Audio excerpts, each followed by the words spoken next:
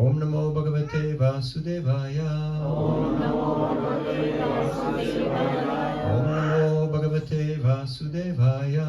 Om Namo Bhagavate Vasudevaya. Om Namo Bhagavate Vasudevaya. Om Namo Bhagavate Vasudevaya. Om Ajnanatimirandasya Giranjana Shalakaya Chakshuramilitam Jena Tasmai Sri Gurave Namaha. Sri Chaitanya Manobhishtam Stapitam Yena Bhutale Swayam Rupa Kadamayam Dadati Svapadantikam Jaya Sri Krishna Chaitanya Prabhu Nityananda Sri Advaita Gadadhar Shivasari Gaur Bhakta Vrinda. Hare Krishna, Krishna Krishna, Hare Hare, Hare Rama, Rama Rama, Hare Hare. Mukam karoti vachalam pangum langayate girim yatkripadamaham vande Sri Gurudinataranam Paramananda Madhavam Sri Chaitanya Ishwaram Vanchakalpatarubhyascha Kripasindubhyevacha Patitano Pavanebhyo Vaishnavebhyo Namo Namaha. Hare Krishna. So welcome everybody. Today we're reading from Srimad Bhagavad Gita as it is second chapter, contents of the Gita summarized, text number 29. Ascharyavat pashyati kaschidenam, ascharyavat vadati tathaiva chanya, ascharyavat chainam anyak shrinoti, shrutva vedana chaiva kaschit. Translation and purport by His Divine Grace, Srila A.C. Bhaktivedanta Swami Prabhupada. Some look on the soul as amazing, some describe him as amazing, and some hear of him as amazing, while others, even after hearing about him, cannot understand him at all. Purport: since Gita Upanishad, which is another name for the Bhagavad Gita, is largely based on the principles of the Upanishads, it is not surprising to also find this passage in the Katha Upanishad 127.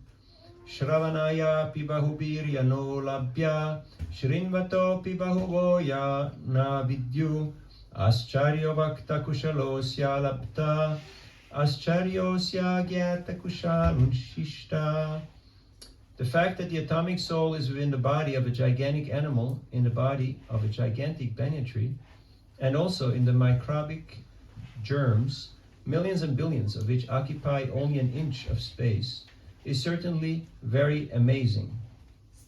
Men with a poor fund of knowledge and men who are not austere cannot understand the wonders of the individual atomic spark or spirit, even though it is explained by the greatest authority of knowledge, who imparted lessons even to Brahma, the first living being in the universe.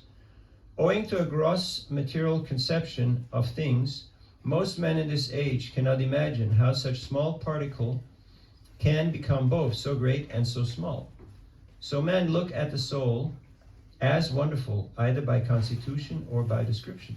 Illusioned by the material energy, people are so engrossed in subject matters for sense gratification that they have very little time to understand the question of self-understanding, even though it is a fact that without this self-understanding, all activities result in ultimate defeat in the struggle for existence. Perhaps they have no idea that one must think of the soul, and thus make a solution to material miseries. Some people who are inclined to hear about the soul may be attending lectures in good association, but sometimes owing to ignorance, they're misguided by acceptance of the supersoul and the atomic soul as one without a distinction of magnitude. It is very difficult to find a man who perfectly understands the position of the supersoul, the atomic soul, the respective functions and relationships, and all other major and minor details. And it is still more difficult to find a man who has actually derived full benefit from knowledge of the soul and who is able to describe the position of the soul in different aspects. But if, somehow or other, one is able to understand the subject matter of the soul, then one's life is successful. The easiest process for understanding the subject matter of self, however, is to accept the statements of the Bhagavad Gita, spoken by the greatest authority, Lord Krishna, without being deviated by other theories. You can sit on this chair, Sridhar, it's more comfortable. But it also requires a great deal of penance and sacrifice, either in this life or in the previous ones, before one is able to accept Krishna as the Supreme Personality of Godhead. Krishna can, however, be known as such by the causeless mercy of the pure devotee, and by no other way. So here in the second chapter of Bhagavad Gita, Krishna, the Supreme Personality of Godhead, is explaining to his dear devotee and disciple Arjuna the knowledge of the self. The contents of the Gita summarized. There are 5 main topics in the Gita. Let's see if we get them together. Now, I know you grew up with this. Your grandma knows Bhagavad Gita by heart. You've read it so many times. What are the main 5 themes of the Bhagavad Gita? Well, for the beginning it's easy. You can just, speculate, and you probably hit one of the 5. So, what do you think is Bhagavad Gita about? Anyone? Work with me, people. This is going to come up in the exam, So. Huh? Atma. Okay, wait. Atma, that means the jiva. Yeah. Who am I, right? It's a pretty important thing to know. Would you agree? Because if you don't know who you are, then everything gets exceedingly difficult. What else? Who is God? Okay, that's called Ishvara. Ishvara, yes, the controller. You notice that you're not the controller? Yes. Yeah? I did. I was just in the bathroom and I wanted to open the latch and I caught my finger.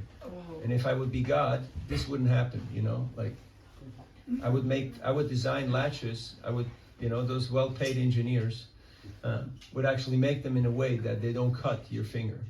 It may be cheaper to make it the way how they did, but it should be, done in a way that's better. Okay, so we got Jiva or Atma, we got Ishwar. What else we got in the Gita?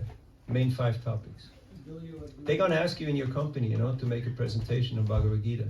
They will ask you, what are the 5 main topics? So we're doing your homework here. Okay, duty means karma, right? Action. There's some work to be done. You have to be active. You can't just sit here in Sweden and say, oh, we'll just wait till the winter gets over, right? No, it will take a while, right? So you better get busy. Yoga. Yoga? Okay, what does it mean?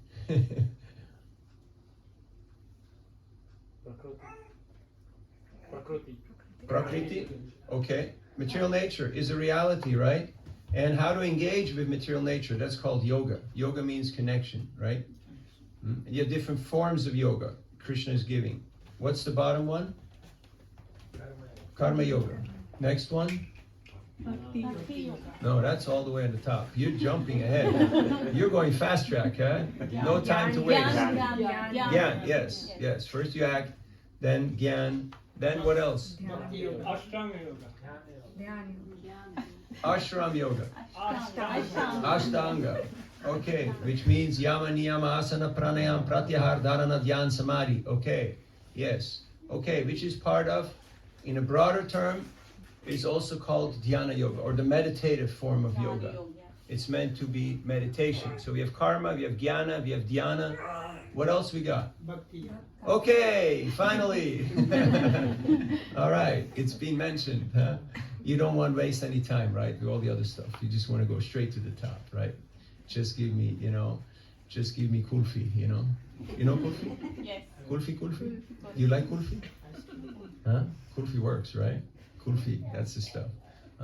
So, and then what else we got? We got Atma, we got Ishvara, we got Karma, we got Prakriti.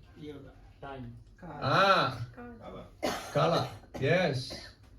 Kalosmi. Krishna says, I am time. I'm the time factor. You know you're going to be out of here in an hour, so don't worry. It'll all be over soon. If you have a clear sense of time. But there are different types of time. There is eternal time, like people on their phones all the time, right? That's eternal time, right? Then you have linear time, like this class. It's got a beginning and it's got an end. And then you have cyclical time, like we spoke about the seasons, right? Okay, now we had a few nice days, right? But you can already feel like it's slowly going down, right? And then winter is going to come. Now I just came from the Caribbean, and for them cold means like 18 or 20 degrees, They will, if it gets below 16, they won't go to school or to job, They say like, this is not acceptable. We can't tolerate this. They will work around with fur coats, So there are different perception of time. So all these are the main 5 topics of the Bhagavad Gita. This gave a presentation on this in San Marcos, Lima, Peru, which is the oldest university of the Americas. And I asked the students, so, we talked about all of this, and also how at the end, Krishna asks us, okay, I want you actually to evolve. I want you to not understand only how this world, this universe works, but I want you to go beyond. Because you're of a different nature. You're not actually of this material sphere, but you actually have the spiritual sphere. And I would like you to reconnect with me and having a loving relationship in the different rasas. So give up all your ideologies. Sarva dharman parityaja mamekam sharanam vraja angtvang sarva papebhyo mokshayishyami ma shuchaha. 18th chapter, text number 66. Now the first part people like, right? Sarva dharman parityaja. Give up all kinds of dharmas. Very popular, right? No more religion, no more dharmas, no more institutions, no more this and that, no more wars. All these wars that are happening because of what? Because of religion, right? Let's give it all up. But then what's the next line? But surrender exclusively unto me. Okay, oh wow. I still have to surrender. All right, okay, man. I thought I'm easy out, right? No more homework. Do you like homework? No. No? So no more homework would be a great thing, right? But then, like you see, it's vacation time now, right? But then dad is giving you chores, mom is giving you chores, and it's more than what you get from the teacher. Because the teacher stuff is easy stuff, right? You can do that in the break times, you know, and you already know it, you know, if you're kind of smart. But then you actually get more work to do. So Krishna says, okay, you got to surrender. I want you to surrender. And so after the class, one student, he came up to me and he said, you know, nice talk, but I have a problem. I'm a Marxist. I'm a communist. They're very left, you know, they're very, very, very much to that side of the spectrum there in Peru, especially the intellectuals. And so he said, I'm a Marxist, and I went to the Buddhist center and I wanted to learn how to meditate. Because, you know, I got stress, I got anxiety, there's tension, there's competition, there's so much going on. And now you're telling, they're telling me that if you want to meditate, you have to give up all ideologies. But I'm a Marxist, that's my ideology. I can't give up my ideology, but I want to meditate. I say, okay, I got the solution for this. I give you this mantra, and you don't have to meditate, you just chant the mantra, and you'll be fine. He said, okay, great. Tell me, what is it? Hare Krishna, Krishna Krishna, Hare Hare. Hare Rama, Rama Rama, Hare Hare. Just like we ask people, do you believe in the power of prayer? He certainly believes in the power of prayer. And so then we say, okay, we got a nice prayer for you. We teach them Hare Krishna mantra.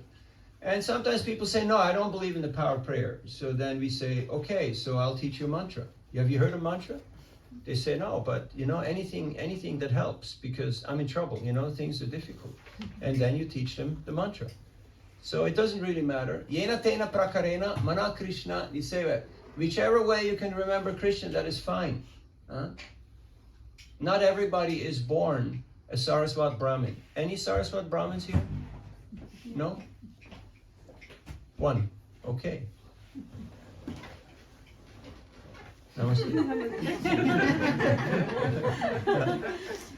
It's rare. It's rare. And even amongst them, they have different, you know, degrees and, you know, backgrounds. And then you ask them, okay, so what's your practice? And they go, practice? There's a practice? Yeah, I mean, like not, you know, tea and coffee in bed, you know, before getting up, but like Sandhya, you know, like doing some of that stuff, you know, big news flash. So here, Krishna is telling us something very important. Through Arjuna, he's telling it to the world. Because sometimes people get a little depressed. Do you ever get a little depressed? Yes. When it gets dark and cold? And No. No? But when you have to face all the challenges in life, right? That's right. It can become a little discouraging sometimes. So this is a verse for those days. Krishna is saying, the soul is amazing. Did you know that you're amazing? Did you know that? No? Krishna is saying it 3 times. You're amazing. Huh? Do you want to be a superhero? No? Anybody? You want? Okay, I know it's not California. We're in Sweden here. All right. Everyone's cool, right? They know. Some people want to prove to the world that they're the best, but other people, they know that they're the best. Now, my question to you is, who is more in illusion? Who is more in Maya? The ones who want to prove that they're the best, or the ones that know that they're the best? Now, we could go on having a debate on that, but we chose not to, because we have a topic here at hand. So what is the topic? The soul is amazing. Why is the soul amazing? The soul is Sat Chit Ananda. Is eternal, wise, and blissful. That's our inherent nature. Nitya Siddha Krishna Bhakti Sadhya Kabunoi Shravanadi Shuddha Chitta Koryodoi. Just like when the sun comes up, then all the darkness, okay, of course now there's not much darkness, but in the winter there will be more of that. When the sun actually comes up, all that obscurity, all that uncertainty, all that fog, it will just evaporate by the sun. Just like in India, especially in January, you have a lot of fog. So don't fly into Delhi, in a morning flight before 11 a.m. It's just, you are for certainly going to be delayed, or even at worst case rerouted to some other place.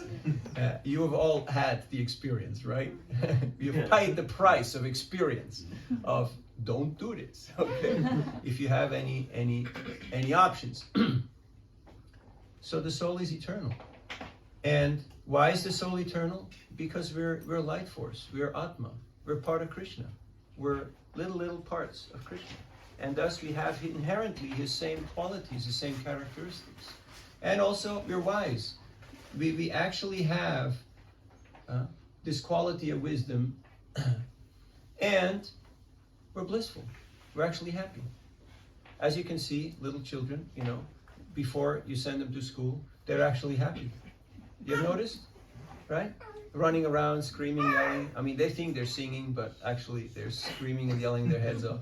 But then you send them to school, and what happens? All of a sudden that goes away, right? And things turn in a different direction. So Krishna is giving us this Sambandha Gyan, or knowledge about identity and relationship, which is essential, because without that, it's hard to move in this world. If you don't know who you are, and you don't know where you are, and you don't know where you're going, any road will take you there. It will be exceedingly difficult to navigate. Now, how many of you were born here in Stockholm? Okay, 5. I'm impressed. That's pretty rare. Now, all the others, what are you doing here? Huh? Coming from India. Coming from India, yeah. Looking for what? Snow? Yeah. You can go up to Himachal, Snow is available. Yeah. Huh? That's the question that we should be asking ourselves. What am I actually looking for? Because otherwise, I might not find what I'm looking for.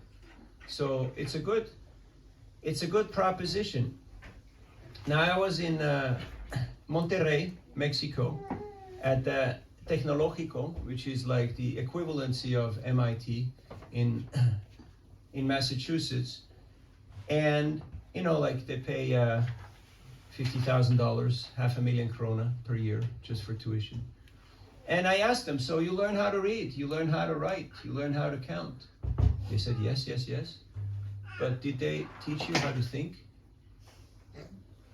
And they were a little shocked. They were a little puzzled. How can this gringo, how can this guy with the big nose ask us this? And I said, what does it mean to think? And I'm asking you, what does it mean to think? What does thinking consist of?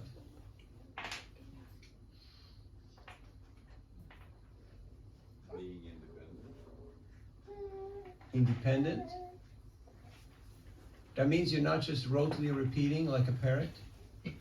Memorization can be done by birds, by monkeys, by other types of animals. In fact, in Spanish Fork, Utah, they have a restaurant, very nice, beautiful temple there. And you go into the restaurant, you open the door, and this parrot, and he says, Prabhu! Prabhu! Prabhu! And you go like, hey, yeah, he's talking to me, right? No, he's a parrot. He just knows somebody moves, I say Prabhu, and they'll feed me some seeds, But if you grab him by the neck, he goes, ah! So, memorization is the lowest form of learning. The lowest form of learning. So don't just define yourself by how much memorization capacity you have. What does thinking mean? Okay, it's close there, it's warm. Independence means you can think independently. That means you're not just going by hearsay or by textbooks. What does it mean to think independently? What do you have to do to think independently? Let's just analyze. What is this process? What does it mean to be an independent thinker? To get knowledge. Get knowledge from where? Out of the box. Out of the box, yeah, but what is outside of the box? The box is anda, it's this universe, it's an egg, you know, and it's got big shells. It's quite packed, tight. And inside you only have blue, red, and yellow, which represent Sattva, Rajas, and Tamas. And you have a mixture of these three, which will give you all the variety that you can see in this world. 3 times 3 is 9, 9 times 9 is 81, 81 times 81 is going to come up in the exam. So at the end, you keep going, you get 8,400,000. And somebody asked me, but it doesn't add up, you know? It's not exact if you keep on. And I said, don't worry, you know?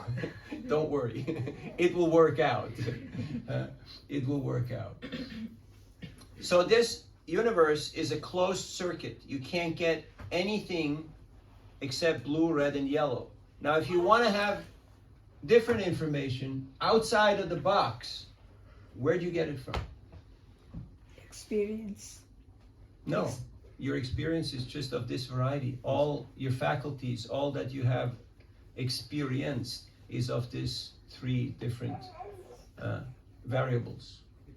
It comes from someone From someone who is not inside the box. aware of what's going on outside. So who would that be? Consciousness. Yes. What's the original consciousness? What's the source of consciousness? That's Ishvara. That's Krishna. You have to get information from someone who is not under the influences of the 3 modes of material nature, from someone who is beyond. And that is Krishna. That is Krishna. The one who made the game, who made the rules of the game, he knows how things move. So, what else defines thinking? Asking questions. Hey! Asking questions. What kind of questions? Like how much is the dollar to the Swedish krona? Or how much does it cost to take a cab to the airport? Or how much is pani puri, you know, at the Indian restaurant? What kind of questions? You know, the birds are asking questions. You noticed? You hear the birds sometimes? They're all talking, you know. Why didn't you bring the milk, you know? Why are you home late? Where you been? All that stuff. It's going on all day and all night. What kind of questions? Question that supports logic and rational thinking. Yeah, but so many things are not logical and rational. Existential questions. Yeah. Like Who am I? who am I? And what I'm supposed to be doing here? My purpose. My purpose, yes. What is my purpose? What is my ultimate goal? Not just get through the day, get through the year, get through, you know, the Swedish winter or the Swedish experience, but where am I going? I ask all the students when I meet them, what is your biggest distraction? Is it the mind, the phone, or the fear of not reaching your ultimate purpose? And they usually say all 3 in that sequence. How did you know? I say, well, you know, I have a mind, I have a phone, and I am also asking myself the same thing. Am I just kicking the can down the road and paying toll fees as I go along, or trying to avoid them and then paying more, obviously? Or am I actually fulfilling my dharma, my intended purpose? Dharma means the true nature of things. And Ayurveda defines the 3 factors of disease, in case you wanted to know, as acting against your dharma, against your nature, taking on more food than you can digest and process, and having ambitions or desires that are contrary to your capacity or to your nature. Like you won't be the President of the United States. And you probably won't play NBA. Now, we have to live with that, right? But we can still do amazing things according to Krishna. We are born amazing. But we have to remember that. We have to be mindful of that. Because sometimes it's easy to forget that. And you start thinking, how do you define yourself? The way you define success is what will define your success. Keami, who am I? If you ask anybody, who are you? What would they tell you? Their name. Your journey here in this galaxy, then we do well to study and contextualize the Bhagavad Gita.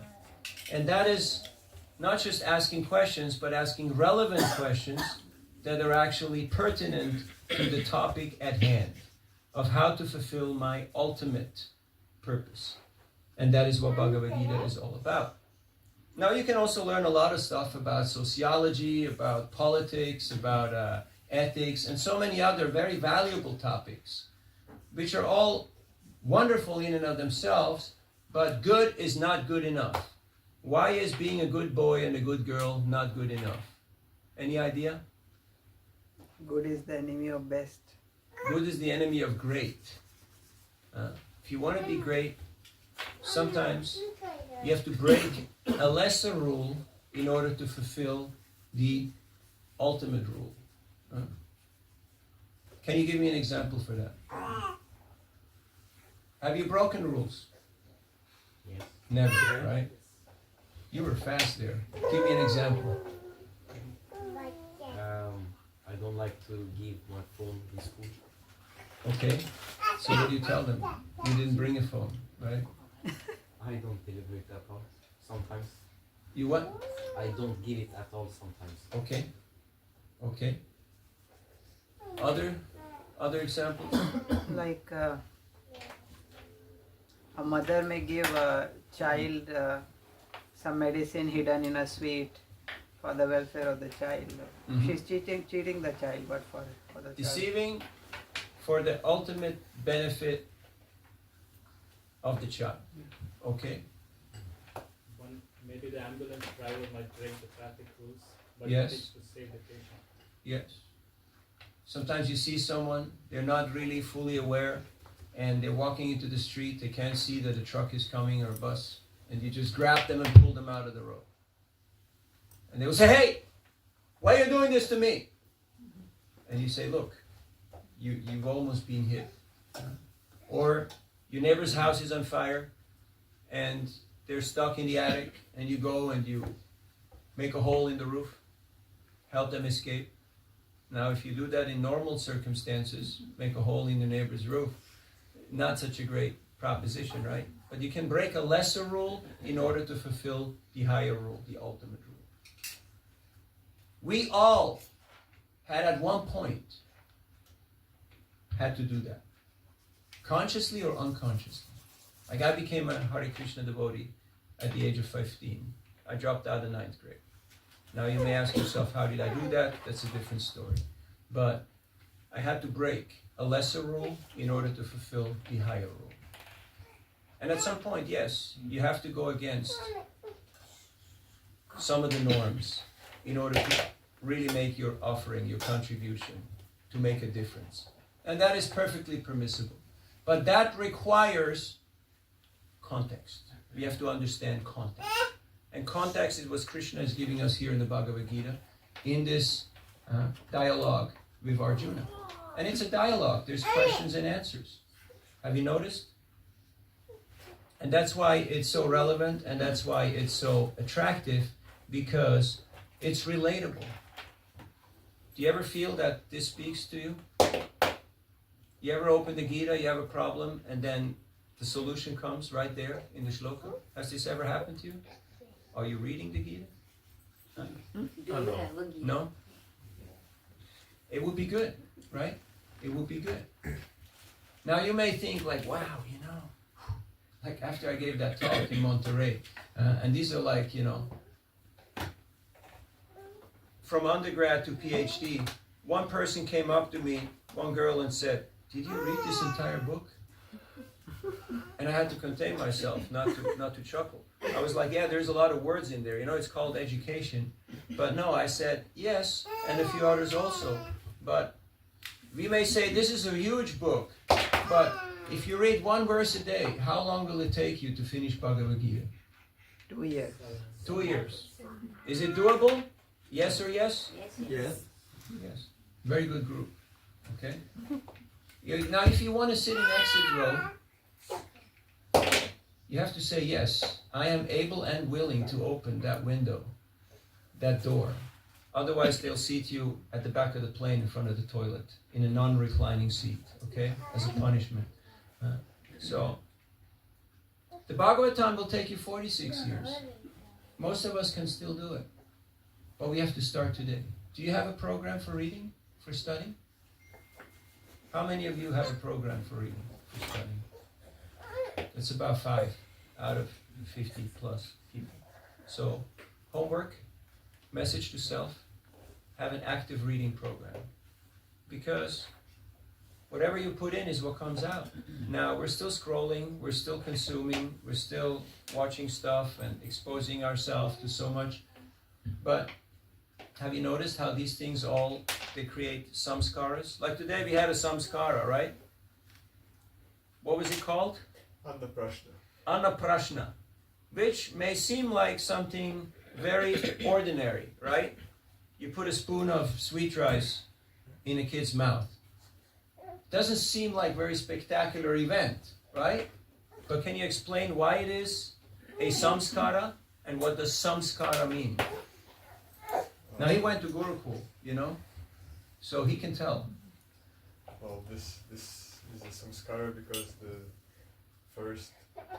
the first food and grains that is eaten by the child, so it has to be done in the most First solid food. Yeah. Hopefully the child had a little something before that. Yes. And so that is offered to Krishna as and it's fed to him as Mahaprasadam to make the best possible impression of the first food. Thank you. And the key word from what he just spoke about is impression. Impression. Vasanas. Impression. It gave an impression. Now, sometimes you're not even aware that something or someone made an impression on you. But it leaves a mark. And if you keep on getting these positive, these spiritual impressions, it creates a samskara. And samskara means impressions. Pranava Prabhu, anything else on samskaras?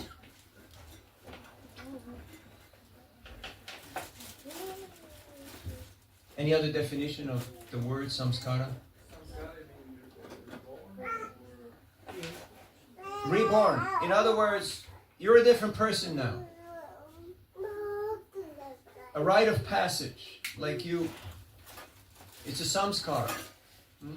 So you have Garbhadhana samskara, before conception.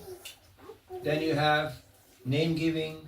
Of course, after birth, there's so many different ones. Then the main ones, vivaha, marriage, 2 different stages. Brahmachari, grihastha, vanaprastha, sannyas. Then the ultimate one, you know, Ram Nam Satya Hai. You heard of that one? Yes.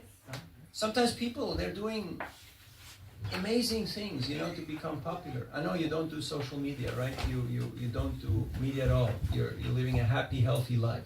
But sometimes, like I was climbing the Great Wall of China near Beijing, and Mao Zedong said that if you climb that part of the Great Wall, you're actually known as a hero, you know, like as a true bona fide hero. It's very steep.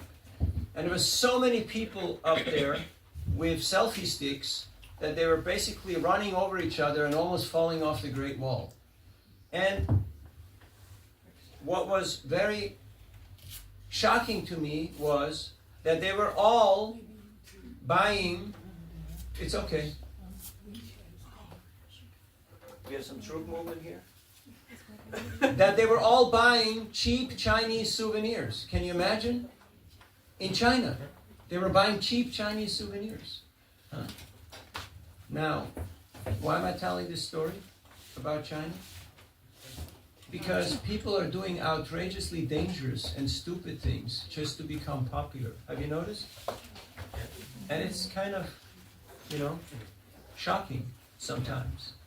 But we got more troop movement. But all you need is 5 friends. You know who are these 5 friends? You already know about the 5 themes of the Bhagavad Gita. Now you learn about the 5 friends. Everybody needs 5 friends. Hare Krishna. Welcome. What are these 5 friends that you need? 4 guys to carry the stretcher and 1 person to light the fire. Huh? And you can find those 5 people anywhere. They're already waiting for you at that place. So you don't have to do anything outrageously dangerous or spectacular to impress people, because your 5 friends are already there waiting for you. You know, Ram Nam Satya Hai, Ram Nam Satya Hai. Huh? Now I know this is a family program, so Krishna is saying here that if you remember this instruction, you will actually be blissful. You will actually be happy. Why will you be happy if you will remember that? Because you will remember that I'm not of this world. I'm not of this nature. I'm not part of matter. I'm actually spiritual. I'm distinctly separate. Just like I just came from the Caribbean. And there are lotuses growing right in the trenches besides the road. Lotus flowers. And you have seen lotus leaves. You can push them underwater, right?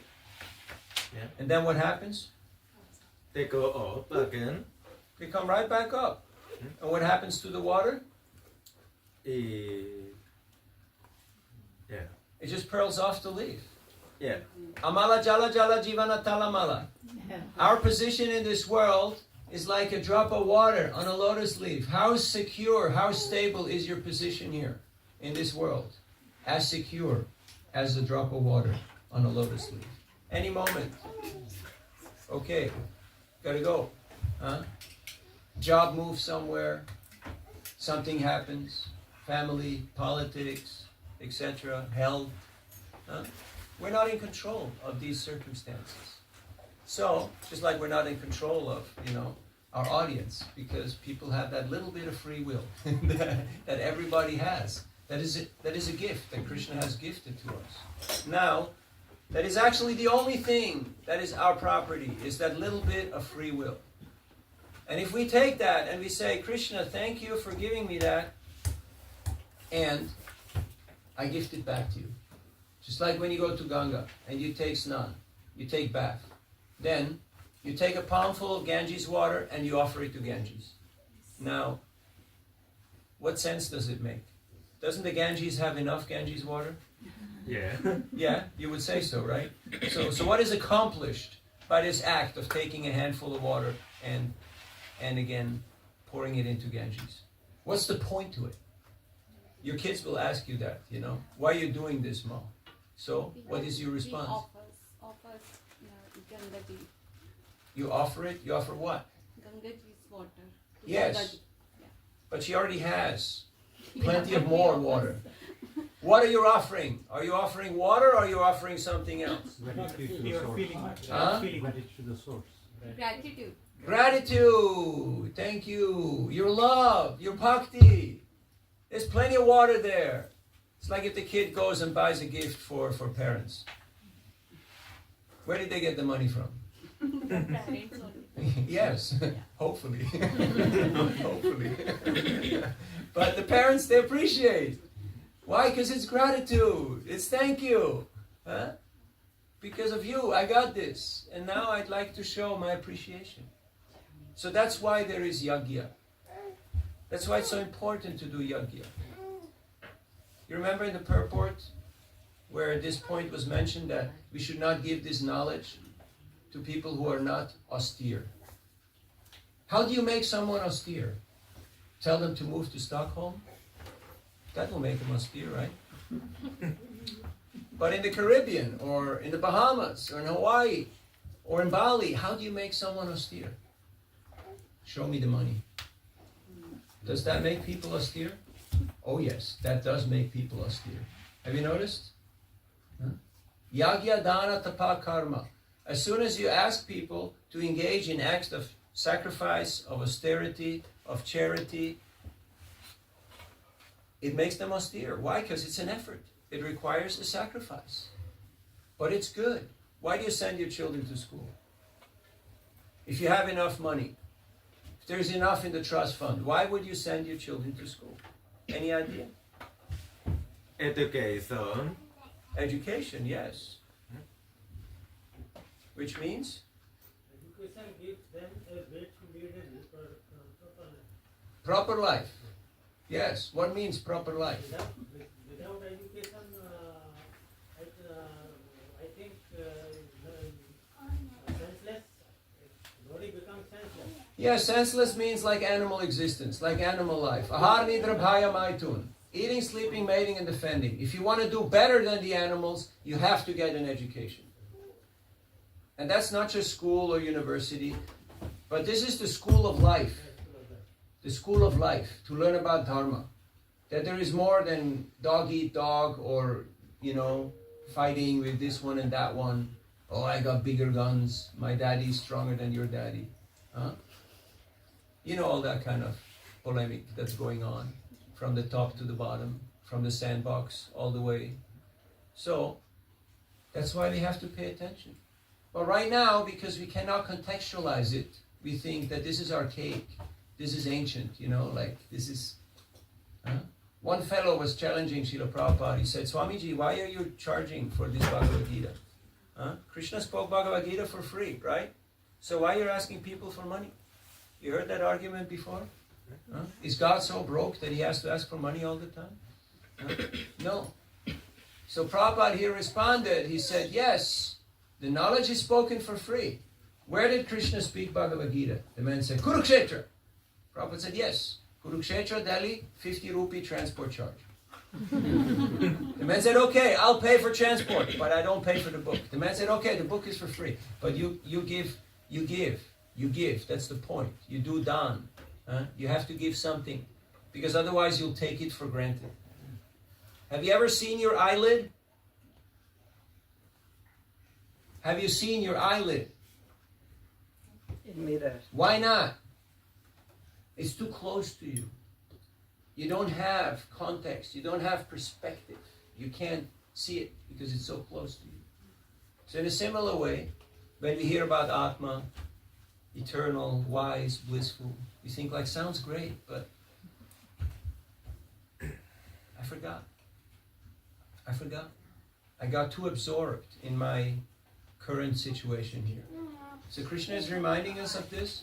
And then this is Sambandha Gyan, knowledge about identity and relationship with the Lord, and also karma, kala, etc. And then Abhideya, the process of devotional service, how to progress, to come closer to the goal, which is prayojan, the goal, which is prema pumartha mohan, to have pure love, selfless love, to Ishtar, to Krishna, and which includes all of creation. This is the message of the Krishna consciousness movement. We just try to translate it in a language that is accessible. We have 5 minutes for questions, comments, or reflections. You said Krishna is speaking. Who is Krishna? Krishna is the Supreme Personality of Godhead. How can you tell?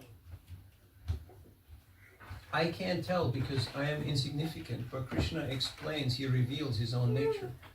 People may speculate, what is the sun, what is the moon? But if you see the sunshine, you see the moon, you get some sort of an understanding.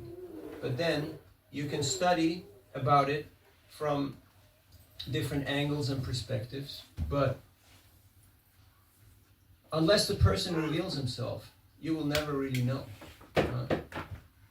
Now, of course, if I would ask you, okay, how much money do you make?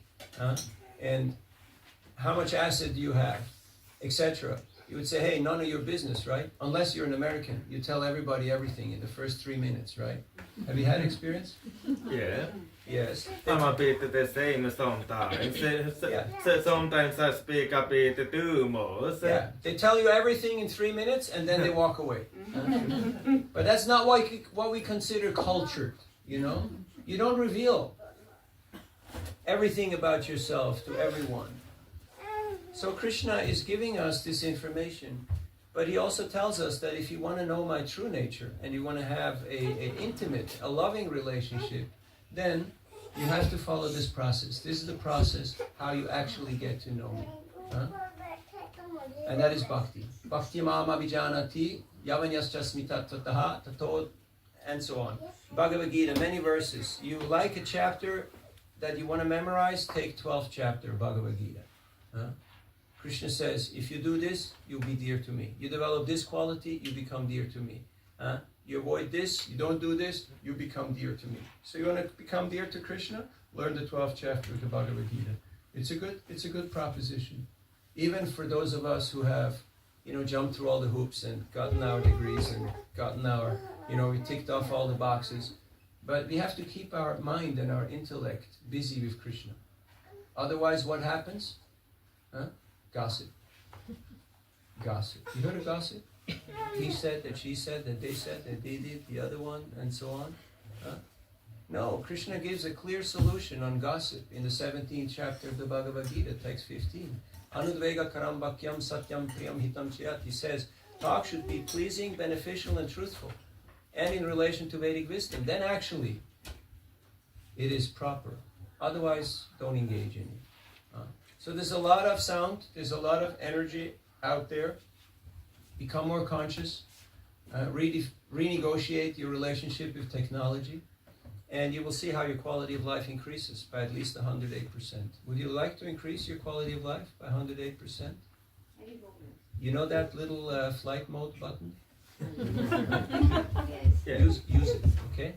Once you're walking out of the office, you push that button, and you'll notice how the quality of life will improve just by doing that. So I'm also here to appreciate my old friend Tapas Prabhu, who just passed away a very short while ago, who is a selfless example of living the teachings of the Bhagavad Gita. He spent his whole life in distributing the Bhagavad Gita, in teaching it, in helping others to learn it, through running this temple here, through running restaurants, to being out and about in all over Scandinavia, sharing this message for decades, and being an illustrious example. He was an older brother to me. He bought me the proper Norwegian woolen underwear, which gets you through the winter in these, Arctic temperatures. And he was a good example of a selfless older brother who never pulled rank, never was doing any ragging or manipulation. He was always kind. Even when his health was declining, we were in touch and we spoke regularly. When speaking became difficult for him, I just recorded voice messages to him. He sent me some short messages. And we're connected in our heart. Why? Because we have the same mission, we have the same goal. So thank you for your kind attention, for being who you are and doing what we do. By the way, you're amazing, okay? So in case somebody wants to tell you something else, say, no, Krishna says in the Gita, I'm amazing. And I know that, and that's what I'm going to follow.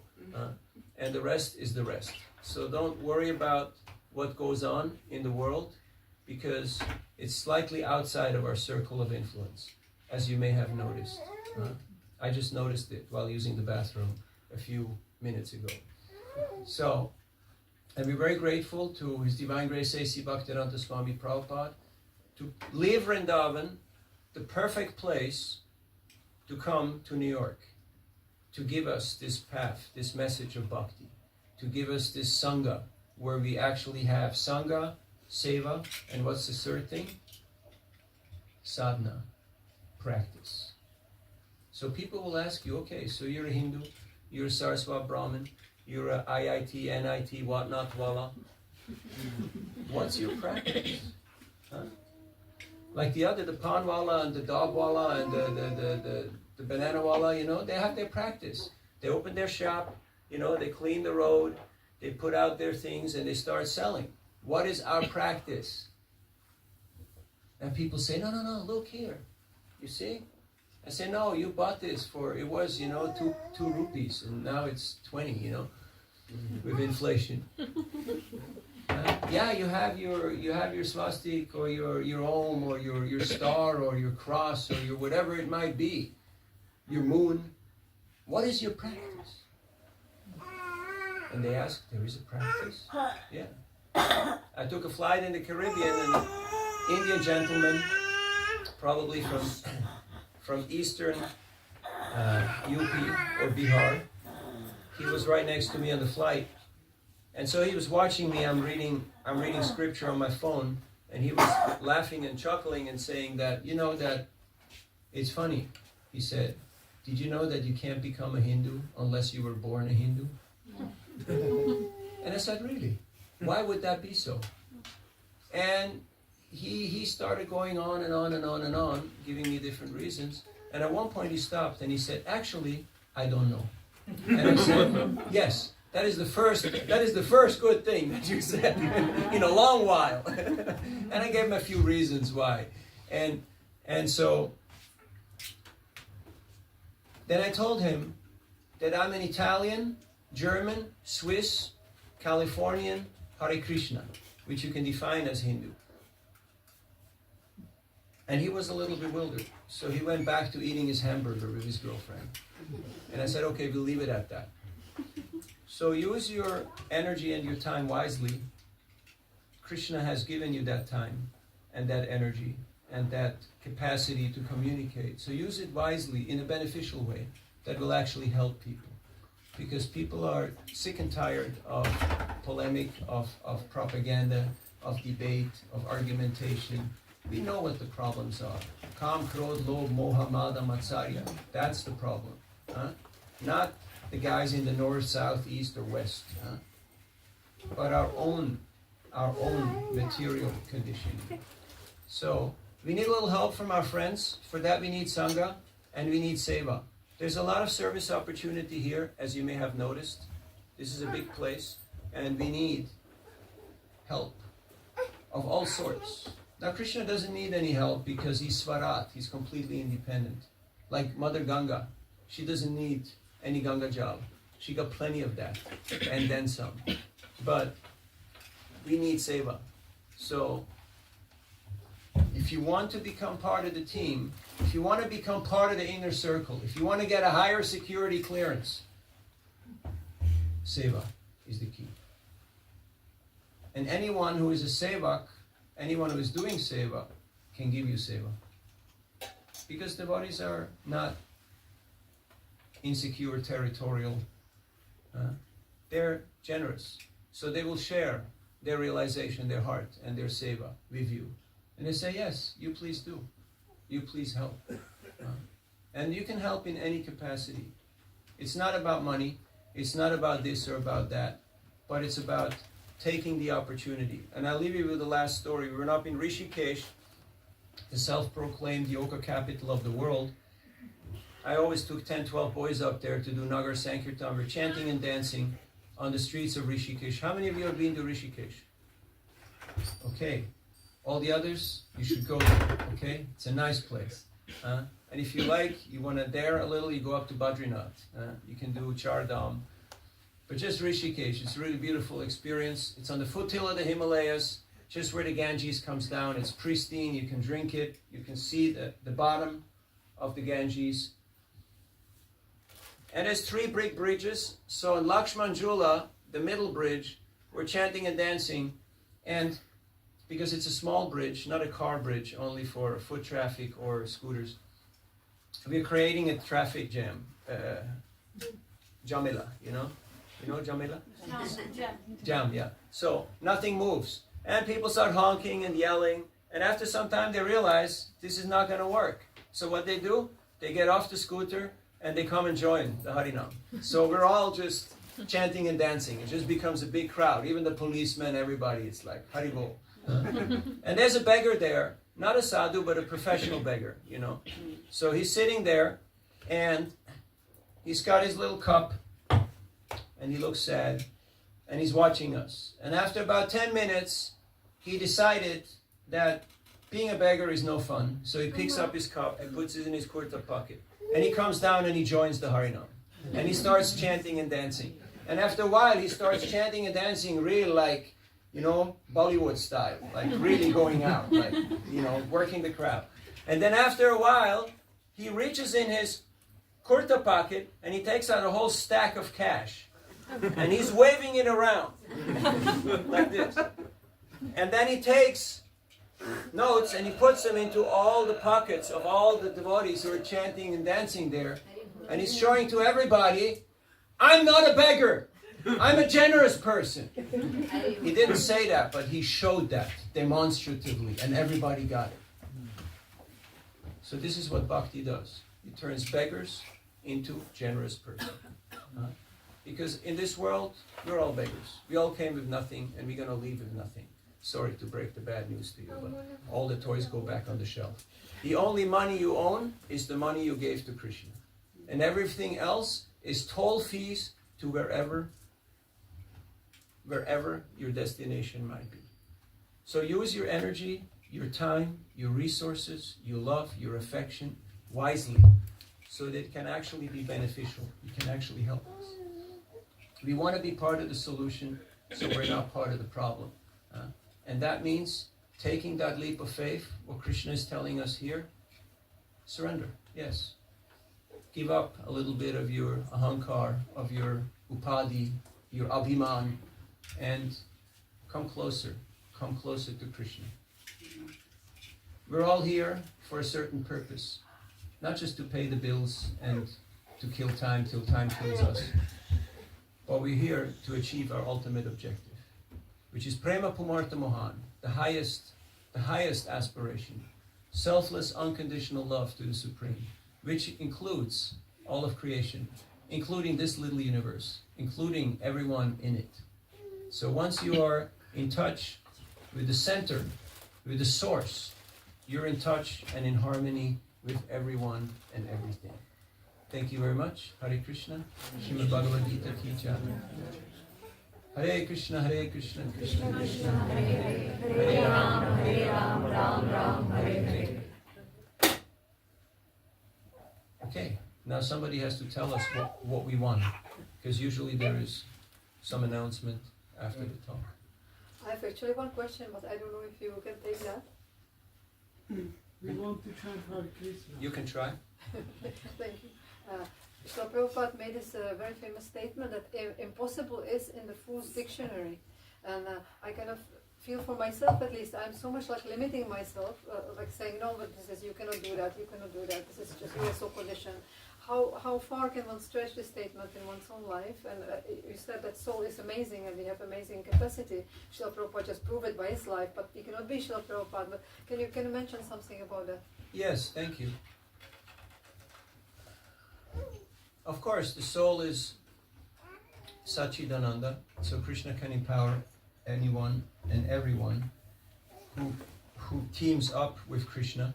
At the same time, we have our nature and we have our limitations, we have our capacity, unless we're very, very evolved, very advanced. So to be aware of one's own nature and one's own capacity is important, and that's why we need friends. We need peers. Those are people who can challenge us, who can tell us what we don't like to hear, but what we need to hear. So that's why Sangha is important. Whether you're in whichever field, academics or spirituality or business or science, you have to have a peer group who can challenge you and who can show you your own limitations. It's important to be aware of that. Of course, Krishna is unlimited, so you can say, well, he can make me do unlimited things. Yes, but he also has unlimited free will, and he may decide not to. Because all that Krishna wants is your well-being and is your love. So we should not try to fit round pegs into square holes and to say, I can do anything and I will prove it. a lot of people gone down that road, and don't do this to yourself. Thank you very much. There will be kirtan now, and later prasadam. Hare Krishna. So don't leave yet. The best thing is yet to come. We do Hare Kirtan now, and after that there will be prasad for everybody. And if you want to find out more about seva and sadhana and sangha, just talk to any of the devotees who are resident here. I'm just a little guest, and I'm very happy to have had all of your association and be able to serve you by talking, sharing a few insights on Bhagavad Gita. Hare Krishna. His friends Navina Nirada Prabhu Ki Jai.